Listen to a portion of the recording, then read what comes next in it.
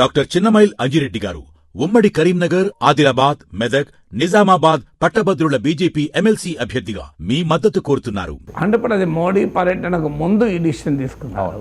Adani the beneficiary, అంటే ఇండియాకు deal రాలే కానీ అదానికి డీల్ వచ్చేసింది. సో ఇది ఎలక్షన్ల ముందు నుంచి కూడా ఈ ప్రశ్న వస్తుంది. నేనే చాలాసార్లు విశ్లేషించి చెప్పాను, ట్రంప్ అధికారంలోకి వస్తున్నాడు కనుక ఏం జరుగుతుంది అని. ట్రంప్ ఈ ఎఫ్సిపిఏ మొదటి నుంచి కూడా వ్యతిరేకమే, ఇవాళ కొత్తగా ఏమీ కాదు, అంతకు ముందు కూడా ఆయన వ్యతిరేకంగానే మాట్లాడాడు. సో ఆ చరిత్ర కూడా ఉంది.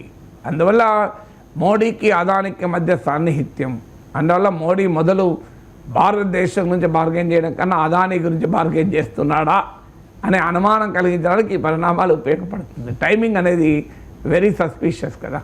అంటే మోడీ అమెరికాకు వెళ్తున్న సమయంలో ఈ రకమైన నిర్ణయాలు వెలువడితే సహజంగానే టైమింగ్ ఈజ్ సస్పీషియస్. ఇప్పుడు ఆల్రెడీ ఇండియాతో ఇష్యూస్ ఉన్నాయి, టారిఫ్స్ ఉన్నాయి, వీసాస్ ఉన్నాయి, ఇల్లీగల్ మైగ్రెంట్స్ ఉన్నారు.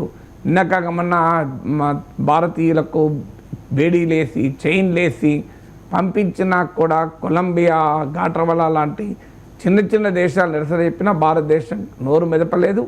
పైగా పార్లమెంట్లో ఒక రకంగా అమెరికా చర్యని విదేశాంగ మంత్రి సమర్థిస్తూ మాట్లాడాడు. సో టారిఫ్స్ ఇస్తామని ట్రంప్ బెదిరిస్తుంటే దానికి ట్రంప్ ప్రసన్నం చేసుకునే రీతిలో బడ్జెట్లో ట్రంప్ కోరిన విధంగా, ట్రంప్కు ఇష్టమయ్యే విధంగా హార్లీ డేవిడ్సన్ మోటార్ సైకిళ్ళ పైన సుంకాన్ని తగ్గించారు.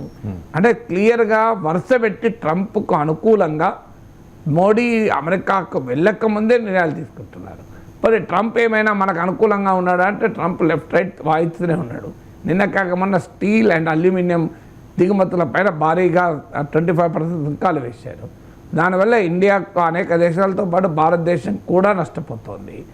అందువల్ల ఇప్పటికీ భారతదేశాన్ని టారిఫ్ కింగ్ అని, బిగ్గెస్ట్ ఛార్జర్ అని మాట్లాడుతున్నాడు.